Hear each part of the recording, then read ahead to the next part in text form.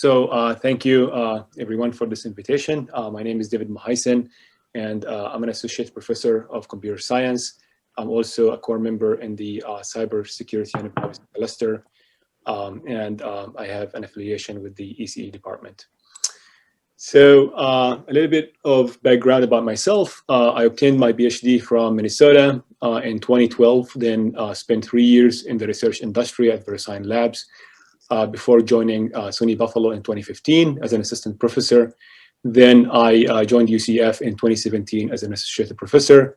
Among other stints in my career, I spent 2 summers at the Air Force Research Lab in Rome, New York. And I spent 4 years before coming to the US in South Korea as a research engineer at a research institute run by the government. At UCF, I run the Security and Analytics Research Lab, SEAL, and I conduct research on computer security and privacy, mainly focusing on multiple applications that I will discuss in the next few minutes. I teach courses that are mostly aligned with my research agenda, and an additional course that I've developed on natural language processing, which since then has inspired some of the work that I've been doing. As far as achievements and accomplishments here at UCF, I developed several courses and I taught them at UCF, mainly in my area. I've been the sole advisor for 15 PhD students, 2 postdocs, and 11 master's students. Among those students, 8 of them have graduated to date at UCF. 4 of them went to academia as assistant professors, tenure track assistant professors, 2 as associate professor, 2 as postdocs, and 2 in the research industry as researchers. So what motivates my work is the need for a better security for systems by basically a finer understanding of their security, privacy, and safety properties. Applications I'm interested in include IoT, software, AR, VR, blockchains, network systems, social media platforms, and machine learning systems in general. And my work is largely experimental in the sense that it looks into measuring, analyzing, and characterizing through some modeling, the security and the privacy, as well as the safety of those domains. And my unique take in my research is that automation, exploiting advances in representation and learning theory, can create some efficiencies towards securing those systems, particularly by unveiling new insights for the security.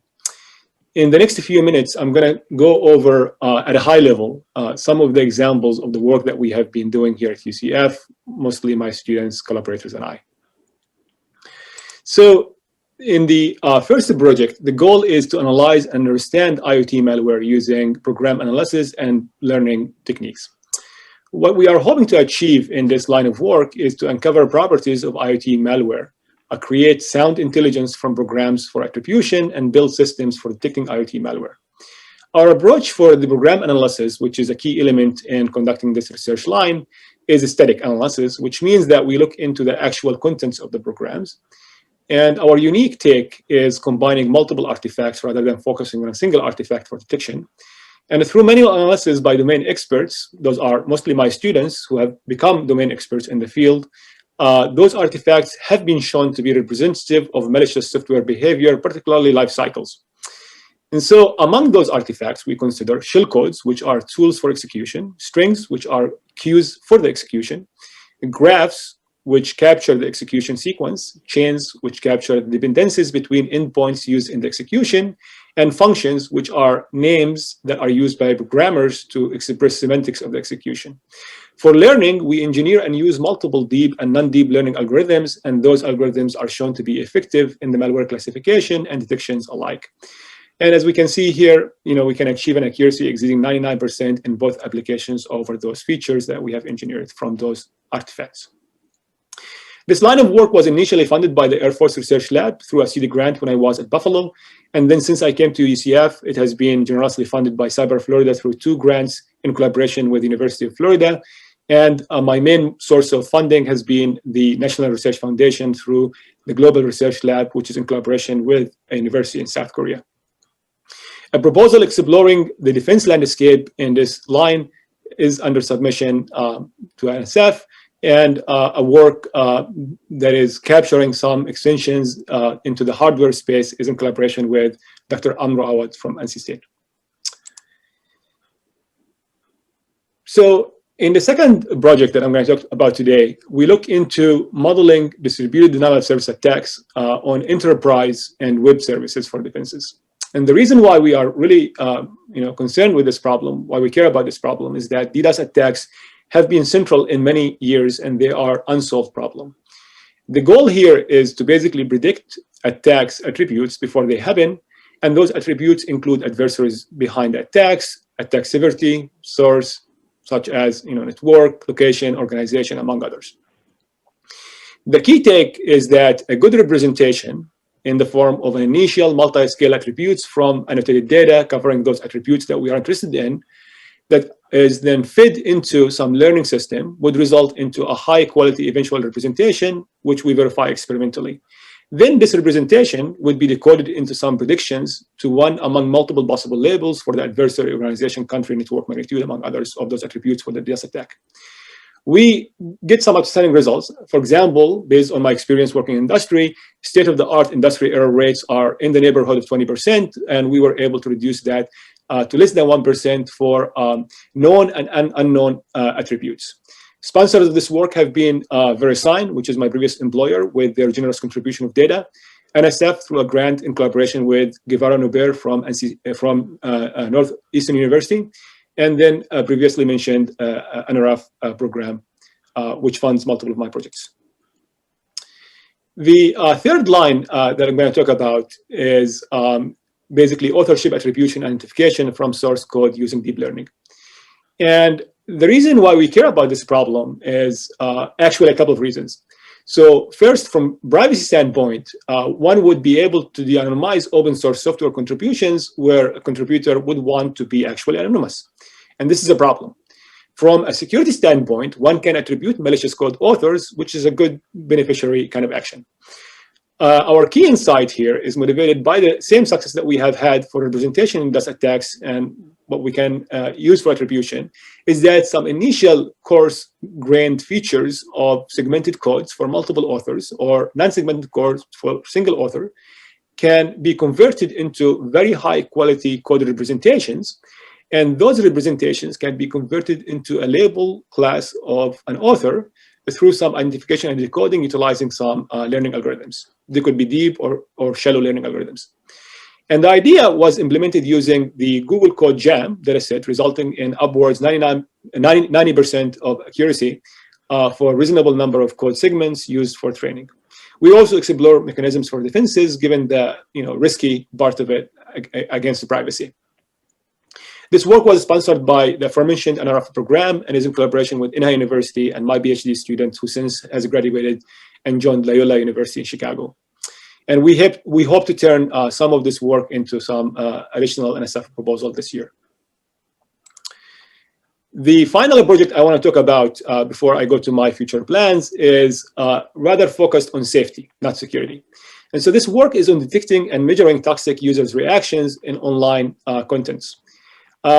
Here, what I want to focus on is an example on media, but the work itself is kind of generic, and we consider other avenues of data mining in this space, considering children's exposures to inappropriate contents on YouTube, as well as sentiments of the public to COVID-related news posts and news stories.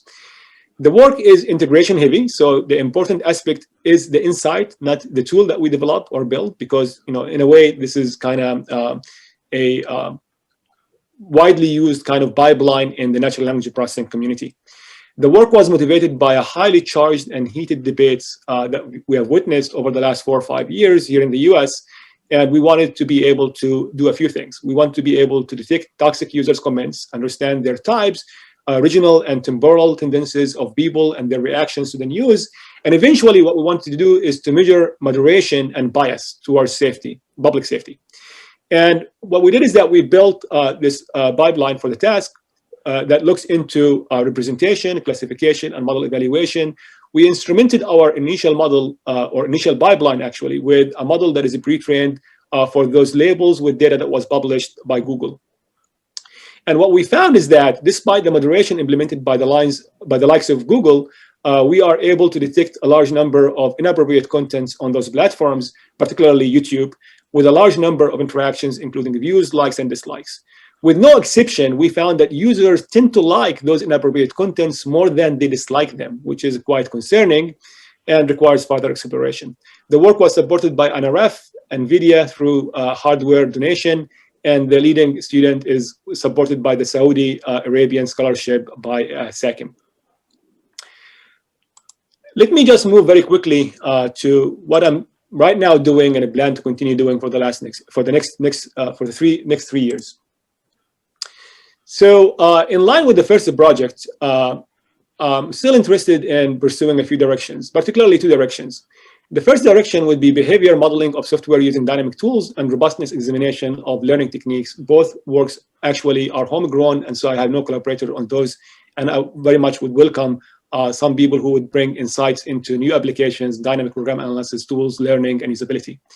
The second direction, which I did not have a chance to talk about today, has to do with the blockchain security, which I invested a lot of time in the last 4 years, which is concerned with understanding and reducing the attack surface of blockchain systems. The work is in collaboration with Murat Yüksel from UCF, Mitai from UF, and Sungkyun Chen from GMU. And we have a proposal that is submitted to NSF on that topic. Actually, a couple of proposals. In the last direction, which is in collaboration with Song Che and Alice Noblin from the Health Management and Informatics, and Eric Johnson from Vanderbilt University, we are interested in improving the outcomes of healthcare through a thorough analysis of how privacy policies affect security. And this work was initiated by an ORC mentorship award that was awarded to Dr. Che and myself. And the main work is submitted to NSF SCH program, which was due a couple of weeks ago. This brings me to the acknowledgement. I would like to acknowledge every sponsor who enabled this work. And of course, my PhD students, PhD graduate, undergraduate, postdocs, all of them over the last 5 years, 6 years, as well as my collaborators who have enriched my experience here at UCF. With that, any questions?